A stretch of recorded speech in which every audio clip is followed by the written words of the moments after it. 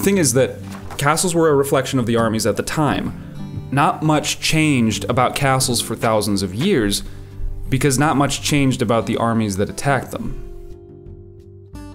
Lave me Mont, lave me Bailey, simple as. That all works before the cannon. That all works before the cannon, yeah. A mod in a Bailey is a great idea if you don't have cannons shooting at you. That's why nothing really changed for thousands of years with castles. They kind of looked the same. They had a big wall and you kept the barbarians out, right?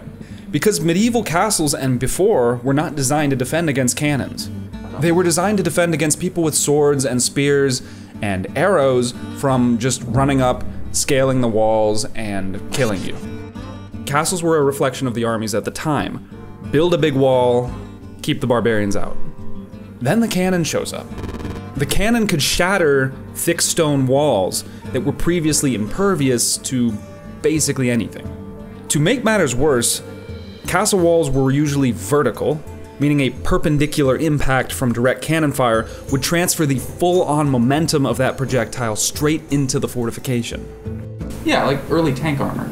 Yeah, and if you know anything about armor on a tank, you would know that you would much rather have an incoming shell hit your armor at an angle so that it basically bounces off the armor and doesn't transfer all of its force into the vehicle.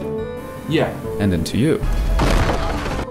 Usually, castles were built up on hills, which was useful when tired men are trying to scale the walls, but actually it's kind of a disadvantage when someone else has a cannon and aims up at your prominent structure like a giant target that says, "Shoot me." Would you like to shoot me now or wait till you get home? The pinnacle of fort building at around 1350 to 1400 was the Château de Vincennes in Paris. It had an imposing edifice, which was not only intimidating to the peasants rolling around in the mud, it was a world-class defensive fortification because it was useful as a tower from which to shoot arrows from at an optimum arc. Basically, you can shoot much farther when you're higher up, and you can also see attackers coming in the distance if you have height. It was a world-class defensive fortification for its era, but the cannon's widespread adoption made it quickly obsolete shortly after it was constructed. In 1453, the Ottomans famously battered down the Great Walls of Constantinople with their cannons. That brought an end not only to the 1500-year-old Roman Empire, but also to the Middle Ages as an era entirely, and definitely an end to the castle as a useful fortification in Europe. Imagine that you are a duke or duchess, and you're hanging out in late 1400s Italia, and you have to fix this problem. Life is otherwise pretty good, and it's been a peaceful 40 years. Sexy men are painting you frescoes. Slightly less sexy men are building you neat contraptions. Things are going well. That is until the massive army of France shows up on your doorstep with cannons. Knock, knock. This castle that was relevant from Roman times until now can no longer protect you. So what can you do? You can add glacis to your existing fortification, your already existing castle. Just dig up some dirt, pile it up around the base, ideally at a nice fixed angle, and then any incoming projectile that would otherwise catastrophically impact the foundation of your castle just hits the dirt, and you're good. But that's not enough. Your facade is still vulnerable. You could also build bastions outside of your existing castle. Circular bastions extend out of your castle, and then when a cannon shot comes in, it's more likely to graze off and have its force be redirected rather than going straight into the side of your castle and into you. Bastions like this were awesome, except now they caused a fatal flaw.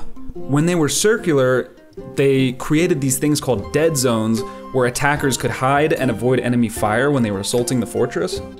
So all of this jostling to protect from the new powerful cannons made people forget that you still gotta defend against soldiers on the ground with even swords and spears from climbing up your walls. And you just built them a big dirt ramp. With the glacis on the side of the fort, it's even easier to scale the walls than it used to be. So to fix this problem, this dead zone problem, the bastion shape became triangular, meaning that an incoming cannonball is not only likely to graze off of the structure, all areas of the wall are now effectively covered by guys with guns, meaning no more dead zones. Yeah. Okay? You could also add triangular ravelins that would be a separate structure on the outside of your fort. So usually between two bastions, you build a ravelin to protect the exposed flat part of the fortress, kind of like giving yourself an extra bastion in the middle. So this basic fort structure that we've talked about became to be known as the trace italienne, the Italian outline. It's also commonly known as a bastion fort. It was not just a pentagon, okay? It was all sorts of shapes. It was a star, an oblate star, or an octagon, and it was whatever that is. Meanwhile, the modern US Pentagon was designed as a pentagon to, quote, fit in between some existing roads on a building site and maximize floor space. But it was probably also an homage to the Trace Italienne. So, these bastion forts are now popping up like wildfire across Europe, and even all over the world. Compared to the castles of yore, bastion forts got much wider and way lower, giving themselves a lower target profile and creating areas for deadly overlapping fields of fire. You're putting cannons on the forts now and guys with guns, and they're creating overlapping fields of fire. The same painter I mentioned from earlier also designed the bastion to defend Florence in the 1520s. They made it a mathematical engineering game to perfect the science of defense architecture. And nobody was better at this than the grand master of the Trace Italienne, the Steve Jobs of Renaissance fortifications, Sébastien Le Prestre Marquis de Vauban, more commonly just known as Vauban.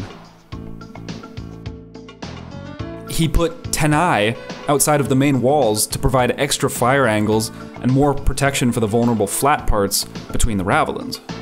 He built crownworks and hornworks. He made redoubts and lunettes.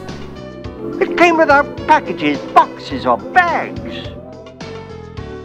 All of these combined together in a super complex, intricate web of enfilading fire and cannon to make it more difficult for the attacker to win. Enfilading fire. Enfilade is when fire overlaps. Vauban built vast networks of bastion fortresses across the borders of France, so commonly that they became known themselves as Vauban forts, and he made France of its day literally impossible to invade. The Star Fort is basically a visual artifact of the arms race that happened in the Renaissance and early modern period. But all innovations eventually become outdated themselves. For over 3 centuries, the bastion fortification dominated the defensive game. But in the 1800s, the game-changing explosive shell was invented, rendering bastion forts vulnerable to getting blitzed into oblivion. Goodbye.